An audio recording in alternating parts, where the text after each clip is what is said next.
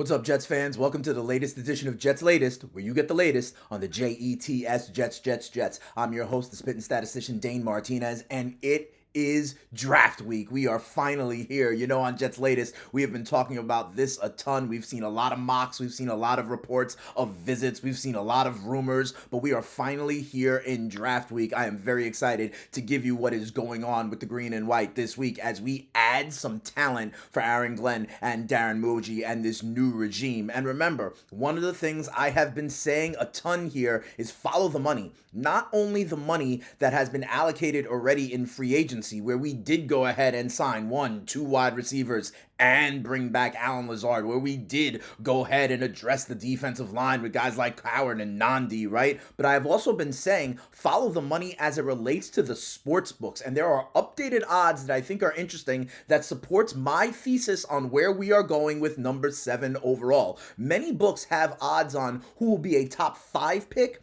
and who will be a top 10 pick. Check this out. Right now, to be a top 5 pick over on FanDuel, they don't have Cam Ward, they don't have Travis Hunter, they don't have Abdul Carter, because they, obviously think those 3 guys will be in the top 5. Will Campbell and Mason Graham minus money to go in the top 5. I think Will Campbell goes 4 to New England. I think Graham goes number 5. Then you see these other guys that are plus money to go in the top 5. Guys like Shedeur Sanders, guys like Membu, who I continue to talk about, Ashton Genty, and others. But then look at the odds to be a top 10 pick. In this market, they continue to not hang Cam Ward, Travis Hunter, Abdul Carter, or even Mason Graham because they think it's so obvious that Graham, the stud D lineman out of Michigan, is going to be a top 10 pick, right? Then notice how some of the names flip to big time minus money. Ashton Genty, minus 1,100. Jalon Walker, minus 700. Armand Membu, minus 350. Shedeur Sanders, minus 185. And Tyler Warren is even minus 140 to be a top 10 pick. Okay, that means the odds are over a 50% chance that he will be a top 10 pick. And those names are the important ones.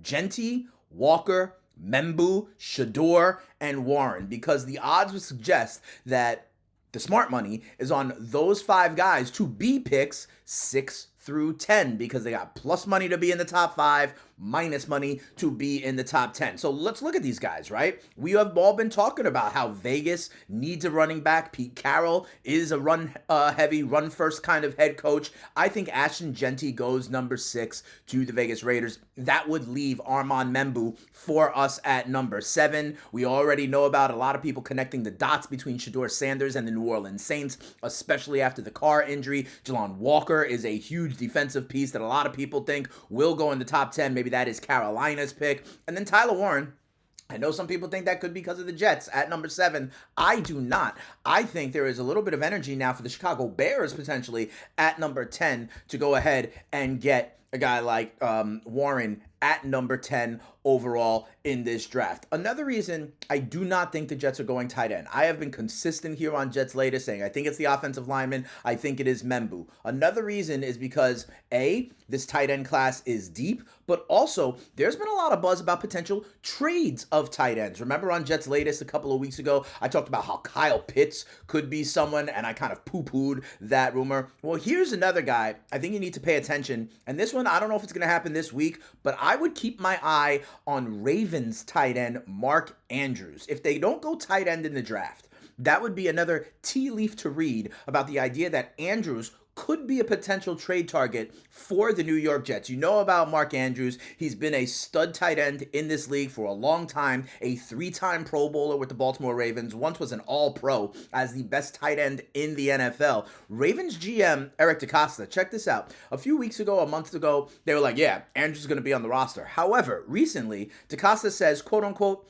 I never know what is going to happen, when asked if he expects Mark Andrews to be with the team in 2025. Remember, Baltimore also has another tight end named Isaiah Likely, who a lot of people like, who is younger, who is kind of ascending. Maybe Mark Andrews is a little bit expendable. Remember also, he had fumbles in the playoffs. He didn't catch that 2-point conversion in the game where Baltimore eventually got eliminated. And he is now turning 30 in September. Could this be one of these veteran guys that we sprinkle in? I continue to talk about this, right? I mean, he led the NFL last year with 11 touchdowns among tight ends. And that was in what a lot of people thought was a bad year for Mark Andrews, okay? He's had 6 or more touchdowns each of the last 6 years. He's had 9 or more touchdowns 3 times in the last 6 years. Could that be a perfect security blanket for Justin Fields? Now, I am starting to hear that Andrews may be available, and I'm starting to think also that if the Jets don't address the tight end, like we talked about with guys like Mason Taylor and Ferguson, Elijah Arroyo, and others,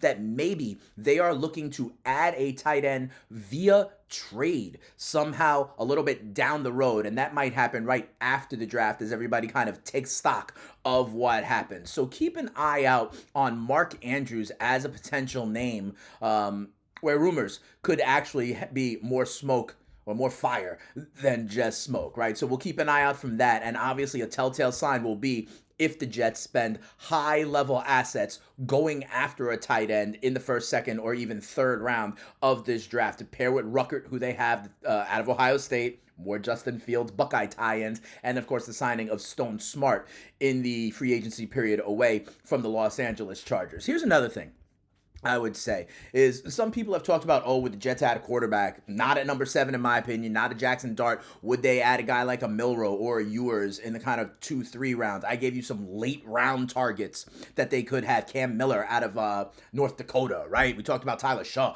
who is moving up draft boards. Here's the thing. I don't think they're adding a quarterback because I think this is about putting as much as possible around Justin Fields. However, the Justin Fields contract is only 2 years long, right? And if it doesn't work out, here's what's going to happen. If it doesn't work out, the Jets are going to have a bad record. They're going to be in the top 5 or 10 again next year. And you may have heard, but next year, the quarterback class is extremely deep and extremely talented. So I think they're all in for Justin Fields this year. But if it doesn't work, there are some quarterbacks that are expected to be, good in the NFL in a deep and kind of high-end quarterback draft class. Now, the first one we talk about is Arch Manning. Everybody knows about Arch Manning. He is Peyton and Eli's nephew. He is Archie Manning's grandson, right? 6'4", 225 out of Texas. He completed 61 of 90 passes.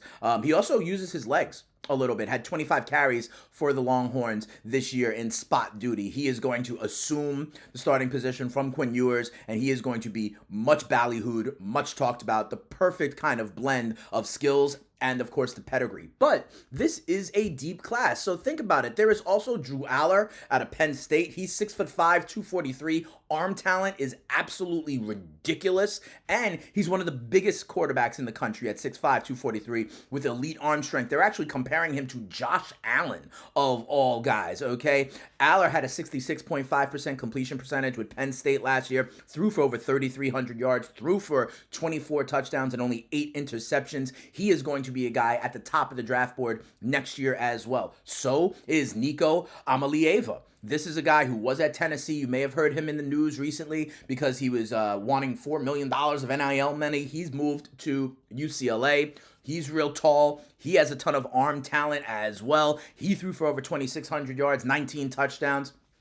And the thing is, he is being his comp is Justin Herbert because of his size and his arm strength. And then there's one other that I want to talk about, and his name is Lenoris Sellers out of South Carolina, 6'3", 242, okay? So he's definitely got the big frame. He also has 4.4 speed. They've seen him go 4.4 in the 40. This is the one who is going to be the kind of ballyhooed dual threat quarterback in next year's class, okay? His athleticism is already there, but he also kind of sees the field well. Processes is not just one of these raw dual threat quarterbacks. He is also a good thrower, all right, but he does have that athleticism that's going to absolutely pop. Last year, for example, he ran for 674 yards and 7 touchdowns at South Carolina. So I just wanted to kind of tell you that, listen, a lot of people are talking about maybe not this year, if it doesn't go well for the Jets, there is a lot of options to try to get that franchise quarterback next year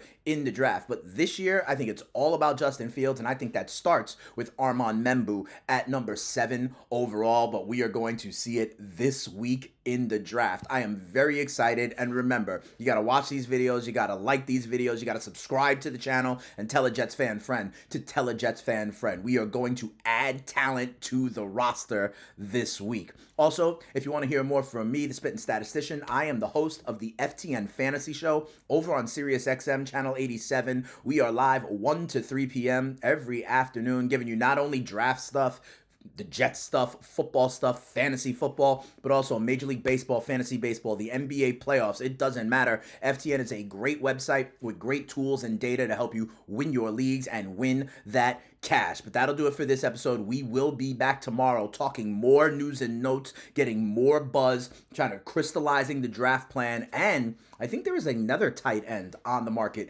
that we are going to talk about tomorrow. It's making me start to think that the Jets see flexibility and a number of different ways they can go to address the tight end position. But we will talk about tomorrow on another edition of Jets Latest, where I continue to give you the latest on the Jets, Jets. Have a great one. We'll see you then. Peace.